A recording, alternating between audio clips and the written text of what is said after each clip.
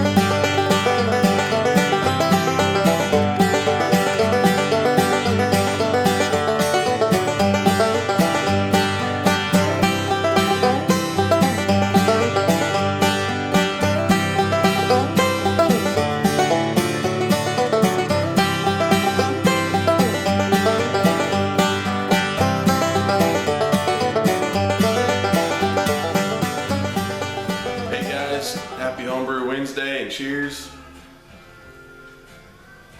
Man, I'm drinking the white IPA that I made. Basically just 2/3 two-row and 1/3 wheat, and hopped it with Galaxy and Citra. So I'm usually not a fan of wheat beers really. I'll drink one every once in a while, but man, this one turned out great, and this is actually, ever since it's been ready to drink about a week ago, this is what I've been drinking on the most. And I brewed this Imperial IPA, and they both were ready to drink about the same time. So, and it's good as well. Of course, you know, try not to drink as much of it because it's about 9% ABV. So, This one ended up coming out to about a little over 7%. So I think next time I'll tone it down just a little bit, try to get it closer to 6%. But I mean, it still tastes great. It's just that it's one of those beers that's it's real easy to drink, real crisp, and I mean, I took it to a beer festival, the KRXO BeerFest, and served it out there over the weekend, and people were coming back it went over real well. It's one of those beers you can drink a lot of, so you start getting in that 7 or 8% area, and it can get kind of dangerous. So this one, man, I just want to drop it down a little bit to 6%, and next summer I'll probably brew a bunch of it, and it'll be something I can have out at the pool parties and stuff, and you can drink a bunch of it and not get too tore up, you know. So anyways, but yeah, went to the BeerFest. Went out and poured at a booth with our local homebrew shop, and then there was some of our homebrew club, the Red Earth Brewers was there, and a couple others, and then all the Oklahoma breweries were there. Boulevard was there. It was a great deal out here at one of the casinos, and good crowd. It turned out great. Had a blast. Really enjoyed being able to serve my beer to people who, you know, not everybody there was really craft beer drinkers. You know, that festival really introduces a lot of people to craft beer. So it's a good opportunity to get people that maybe they're used to Bud Light or whatever, and to see their faces when they drink craft beer. And it was really good to see a couple of my beers go over real well. I took one of my porters out there, a bourbon oak aged porter. Got a lot of good comments. You never know what kind of comments you're going to get at one of those things. You know, somebody's been drinking Bud Light their whole life.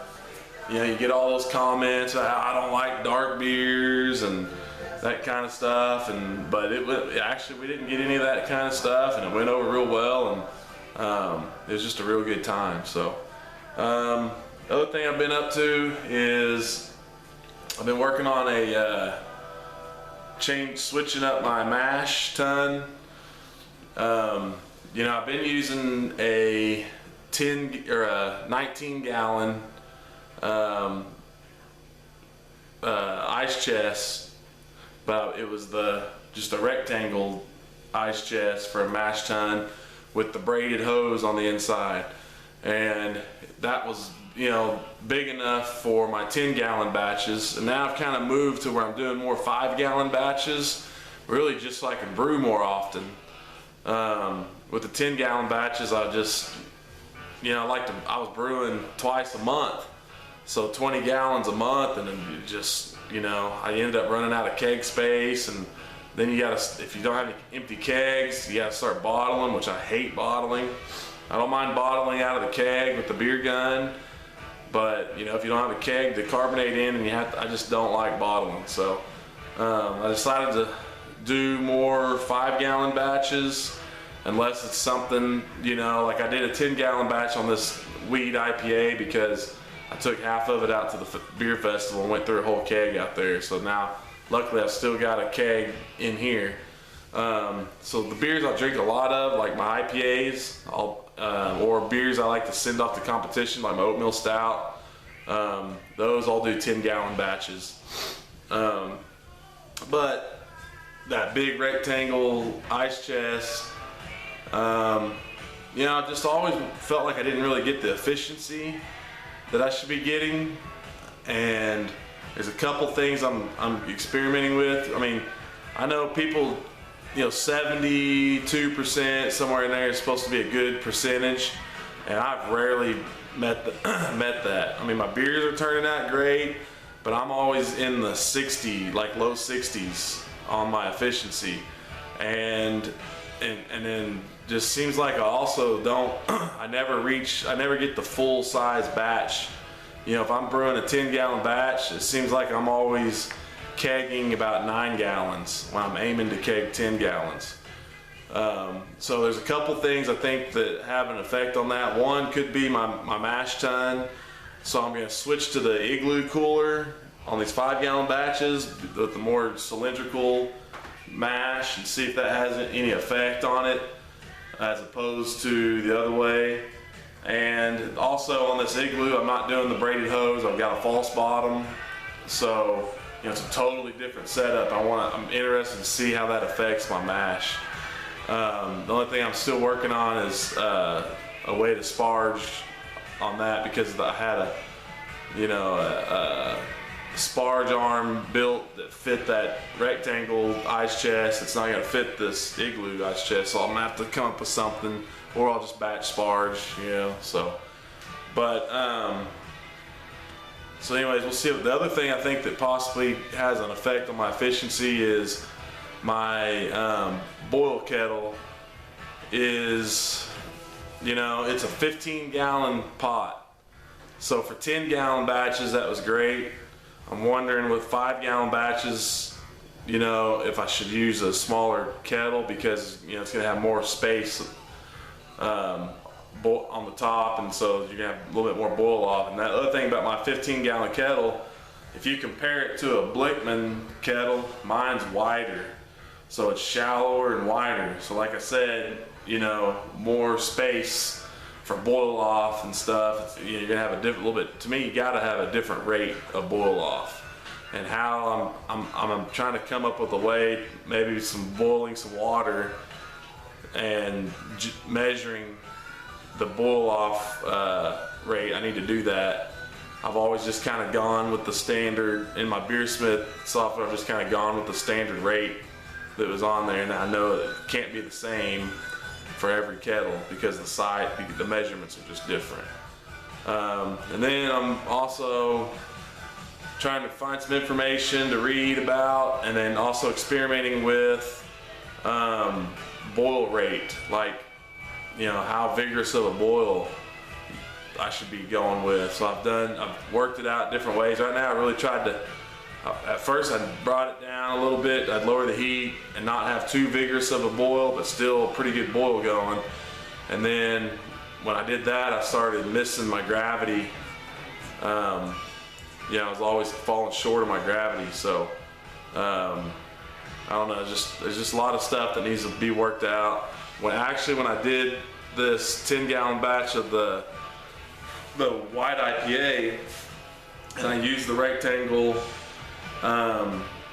ice chest, Mashtun, and I actually tilted up one side as it got towards the end of the runoff, and the back side I tilted it up a little bit, and I think I got a little more of the wort out of there, and I actually hit all my numbers right on. And but still, instead of 10 gallons, I fell about a quart to half a gallon short what I expected to be kegging. So it wasn't too bad. But I hit all my numbers, gravity and everything, I hit it great. So that might have been part of it. I don't know. I also know when I do a 90-minute boil, like on my Imperial IPA, it just throws everything off. So I'm really going back into Beersmith and making sure I'm doing everything right in there and using it properly and all that. Sometimes I think I get in a little bit of hurry and I just want to start brewing, and so I need to go back in and redo all that stuff. So other than that, just I'm about to brew my oatmeal stout. You know, the story on that deal, I've told some people, you know, that was a recipe, that's the first all grain recipe I ever did, and I actually found the recipe written on a little piece of paper in one of my dad's old books that I got when he passed away last year, or is before he passed away. When he went in the nursing home, I went through all his stuff and a few years ago, and I found this recipe and kind of made a couple just adjustments just for my equipment. But so I brewed it, first all grain batch I ever brewed, and I entered it into the Blue Bonnet homebrew competition in Dallas and got a bronze medal.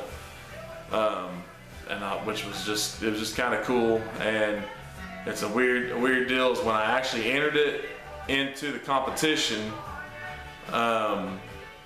I drove to Dallas and we went to the first couple days of the events that they had, but I didn't make it to the actual awards show, and I had to be in Phoenix for a work deal.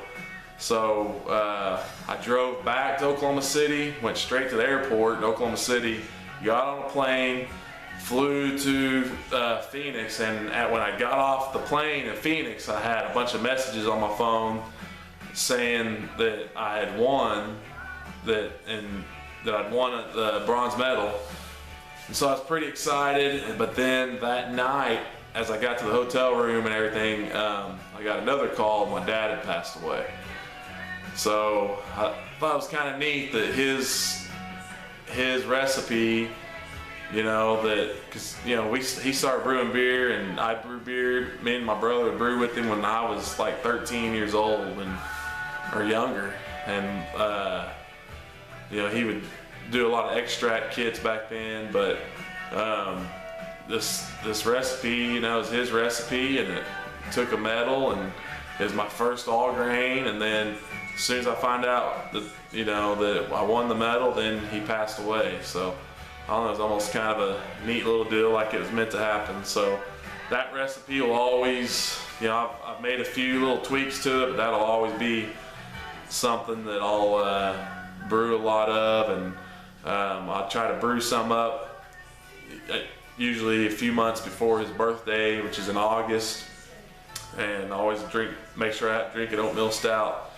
for his birthday. So anyways, that's just kind of a cool little story, and I'm gonna brew that up and start getting it ready for some competitions that'll be coming up this here in a few months, and hopefully he can win some more medals for me. So other than that, I really don't have a whole lot else going on. As you can see, I only got 2 beers on tap right now, so I'm gonna have to I'm gonna put that oatmeal stout probably, haven't decided if I'm gonna put it on the nitro tap yet or not. If I do, I may do a 10-gallon batch and carbonate 5 gallons of it on just a regular keg and then bottle all of it, because I need to save a tap here for some other brews I want to do. I'm about to brew my first lager here pretty soon. I got a fridge that was a kegerator, one of those little mini fridges with the little tower on top. I took the tower off of it because I had this kegerator. I really didn't really have anywhere to put another kegerator. So I'm gonna turn this little mini fridge into a little lagering fridge, and bought me a new temperature controller. So probably after I brew this oatmeal stout, I'll try to fit it in. I've got a couple other beers I'm wanting to get into, some stuff. I get in a rut where it seems like I brew IPAs, oatmeal stout, port. I've got about 4 or 5 beers that seems like I brew a lot of. And now I think this fall and winter, I really want to get into some other stuff, the barley wine. I want to do some Belgian beers. And like I said, some lagers. I'm going to get into some Bocks, a Maibach. I want to do a Vienna lager. You know, we had Oktoberfest this year, really just kind of got me in a little bit of a lager mode. When we went to Oktoberfest, I just had some awesome Bocks and you know, some beers that it was just a change of pace for me from drinking all these IPAs and stouts and stuff. So I don't know, it's just kind of, you know, my taste buds seem to fluctuate a little bit. So and then I definitely want to start doing some meads or some ciders too. So I think this fall and winter is going to be a pretty busy brewing season, and hopefully have, you know, learn quite a bit of more, you know, learn some more stuff and try some things I haven't tried before. So other than that, really not a whole lot going on. Missed last week's Homebrew Wednesday. I'm probably not gonna make it a video every week. Just too much stuff going on, but I want to try to get out there as much as I can. And anyways, cheers. Boomer Sooner. OU's fixing to win national championship this year. You guys can go ahead and mark that down. And when they do, I'll definitely be drinking some beer to that. So cheers and happy Homebrew Wednesday, guys.